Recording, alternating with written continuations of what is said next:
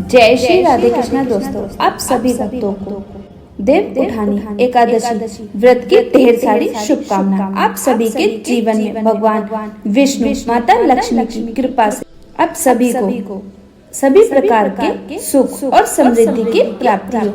तो दोस्तों आइए अब जानते हैं साल 2025 में देव उठनी एकादशी के व्रत का पारण किस प्रकार किया जाएगा और जानते हैं कुछ शुभ मुहूर्तों के बारे में। पारण का शुभ मुहूर्त क्या होगा और किस प्रकार किया जाएगा, किस चीज से व्रत का पारण करना है। तो आइए जानते हैं इन सभी विषयों के बारे में। संपूर्ण जानकारी के लिए हमारी वीडियो को अंत तक जरूर देखिएगा। आषाढ़ मास के शुक्ल पक्ष की एकादशी को भगवान विष्णु जो कि योग निद्रा में चले जाते हैं और कार्तिक मास शुक्ल पक्ष की देव उठनी एकादशी के दिन भगवान जागृत होते हैं। इनका इस दिन प्रबोधन किया जाता है, इसीलिए इस दिन को प्रबोधनी एकादशी के नाम से जाना जाता है। इस दिन भगवान को जगाया जाता है। देव उठनी एकादशी का बड़ा ही विशेष महत्व बताया गया है। जो भी व्यक्ति भक्ति सच्ची श्रद्धा के साथ नियम और निष्ठा के साथ देव उठनी एकादशी के व्रत का पालन करता है, इस दिन भगवान का प्रबोधन करते हैं। गान कीर्तन कथा श्रोत कार्य आदि का कार्य करते हैं। व्रत के नियमों का पालन करते हैं। जो प्रबोधनी एकादशी व्रत के प्रभाव से व्यक्ति को 1000 अश्वमेध एवं 1000 राजस्व यज्ञ करने का पुण्य फल प्राप्त होता है। यह व्यक्ति के सभी प्रकार के पाप और ताप को नष्ट करने वाली है। प्रकार अनेक प्रकार के इस व्रत को रखने के पुण्य बताए गए हैं।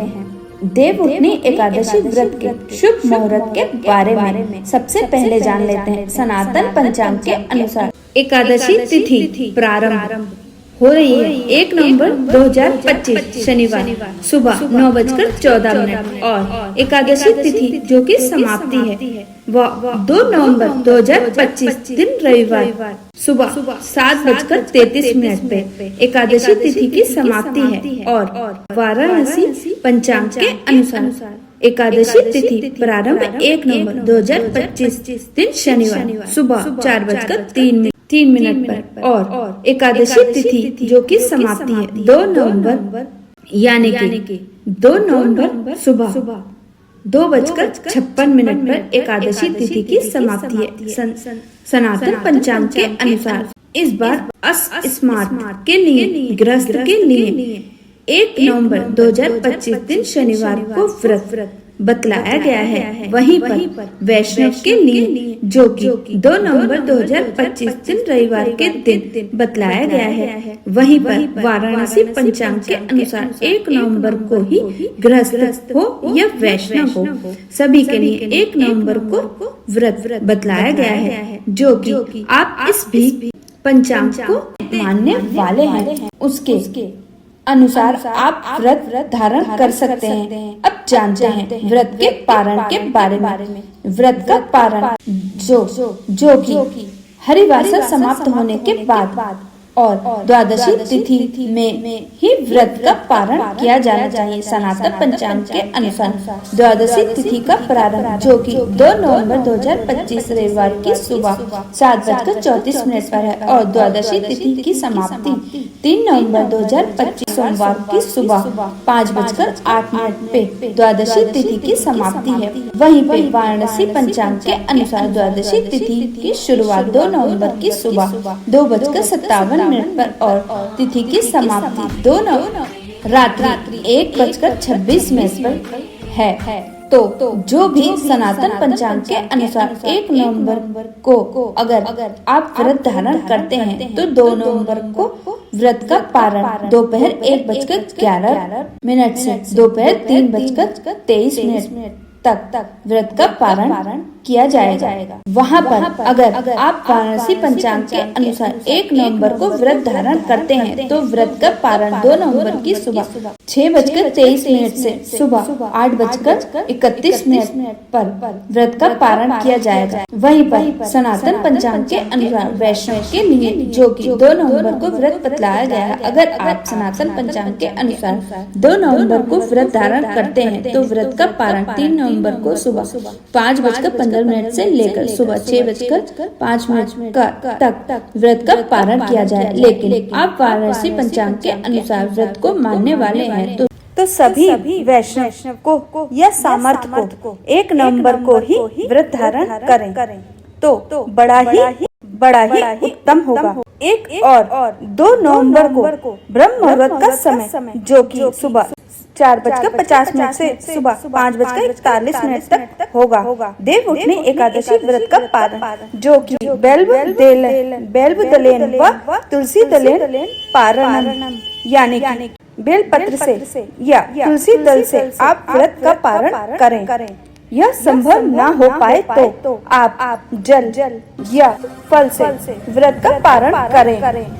लेकिन ध्यान रखें कि तुलसी पत्र द्वादशी तिथि के दिन नहीं तोड़ने चाहिए, जो कि तुलसी पत्र आप एकादशी से पहले ही तोड़कर रख लें और उसका ही प्रयोग करें। 1 और 2 नवंबर को ब्रह्म मुहूर्त का समय सुबह 4:50 से सुबह 5:41 तक होगा।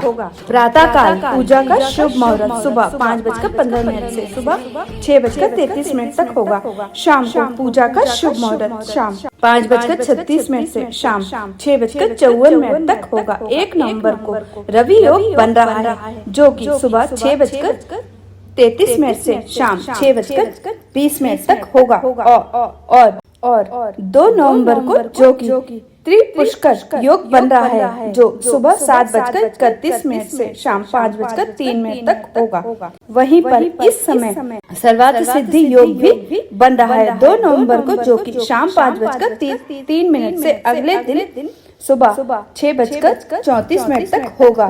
देव उठनी एकादशी के दिन भगवान का पूरे विधि विधान के साथ गंध पुष्प दीप धूप दीप आदि से पूजन करना चाहिए। अनेक प्रकार के नैवेद्य आदि का भोग लगाना चाहिए। खास करके इस दिन भगवान को द्राक्ष, एक अनार, केला, सिंघाड़े आदि का भोग लगाना अवश्य ही लगाना चाहिए। इससे भगवान अति प्रसन्न होते हैं। एकादशी व्रत के दिन रात्रि उपवास रहते हुए व्रत धारण करना चाहिए। जो उपवास न रह पाए तो एक समय भोजन ग्रहण करके व्रत को धारण करें और अगले दिन जाकर के फिर भगवान का पूजन आरती करके ब्राह्मणों को भोजन करा के उनको दान दक्षिणा देकर ही समय के अनुसार व्रत का पालन करना चाहिए। व्रती को व्रत के दौरान शुद्ध और सात्विकता का पालन करना चाहिए। किसी के ऊपर क्रोध नहीं करना चाहिए। अपने मन को किसी के प्रति ऋषा या द्वेष के भाव में नहीं लाना चाहिए।